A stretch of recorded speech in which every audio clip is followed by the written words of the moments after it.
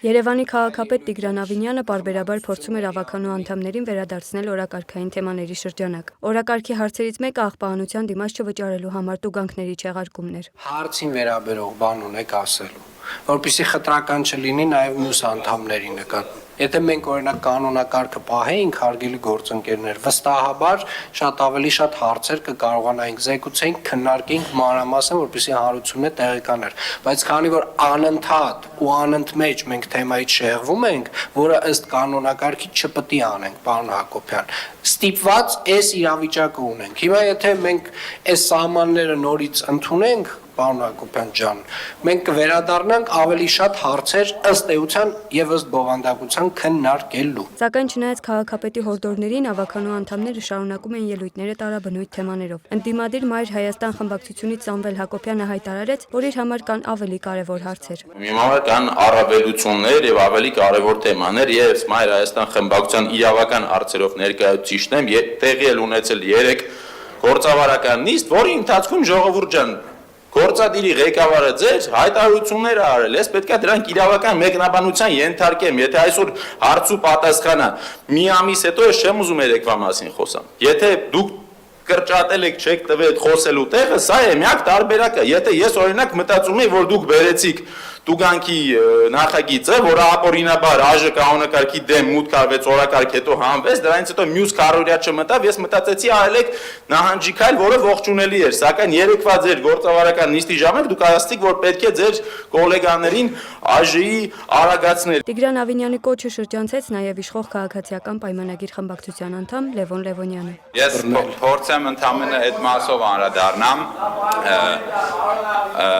Այդ օրակարգը բան Հակոբյան։ Ժորժան կներեք, պարոն Լևոնյան, 1000 ներողություն, հարգելի գործընկերներ, կանոնակարգը հենց այնպես չի, որ գրված է եղել, որ խոսքը եւ ելույթը եւ հարցը պետք է լինի հարցի շուրջ եւ տվել նախագծի վերաբերյալ, որովհետեւ ենթադրվում է, որ կարևոր հարցեր են քննարկում, կարևոր նախագծեր են քննարկում։ Եվ երբ որ ամեն անգամ մենք կոնկրետ նախագծերի վերաբերյալ պետք է ունենանք քննարկում, այդ նախագծերի վերաբերյալ չենք ունենում քննարկում, ունենում ենք լրիվ ուրիշ բաների մասին քննարկումներ, Ժորժ ջան, իմաստը ո՞րն է։ Ինչ որ պահի քաղաքապետարանի դահլիճում դրությունը սրվեց, երբ ավականու անդամները սկսեցին ընդհատել միմյանց։ Գևորգի դեմ կատարված ոտնձգությունը դա անձնական բնույթի է, այսինքն հստակ ձև խոսում եմ, չլսեմ հետևից ինչ որ ձեն։ Ձերը կտրի ես չի խանգարում քեզ։ Պարոն Մանուկյան, Պարոն Հովհաննիսյան, մանկապարտեզների համար որ ասում եք, ամենայն պատասխանատվության ասում եմ, թողնում եմ, գնացեք բերեք սաղ մանկապարտեզները, ով որ մանկապարտեզը տարել է, գնացեք բռնեք վիզը կտրեք։ Չնայած ավականիների ելույթները ամենատարբեր հարցերի շուրջ էին, կոռուպցիայից մինչև հոկտեմբերի 27-ի ահաբեկչություն, ի վերջո ձայների մեծամասնությամբ որոշվեց ազատել Երևանի բնակիչներին աղբահանության դիմաց չվճարելու տուգանքներից 2025 թվականի հունվարից մայիս ընկած ժամանակահատվածի համար։ Ահա թե ինչու են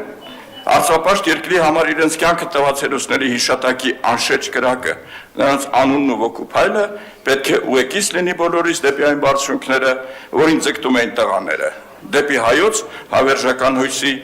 անձեռակերտ ապարանքը։ 1000 ներողություն, պարոն Հարոյան։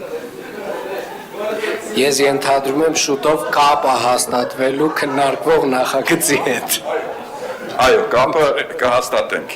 բայց մի փոքր շեղում։ Անդրադառնալով Երևանի համար առաջնային վտանգ ներկայացնող բենզալցակայանների խնդրին, Տիգրան Ավինյանն ասել է, որ այն լցակայանները, որոնք փաստաթղթային որևէ խնդիր են ունեցել, մինչ այս պահը քաղաքապետարանը դեռևս չի տվել շահագործման լիցենզիաներ եւ թույլտվություններ։ Ըստ նրա, նախորդ տարիներին իշխանությունները ապամոնտաժել են 2 տասնյակից ավելի բենզալցակայաններ, որոնք նման խնդիր են ունեցել։ Գործընթացը շարունակվելու է, ասել է քաղաքապետը։ Մոնիկա Հայրոյան, Արթուր Մաղաքյան, Renews Armenia։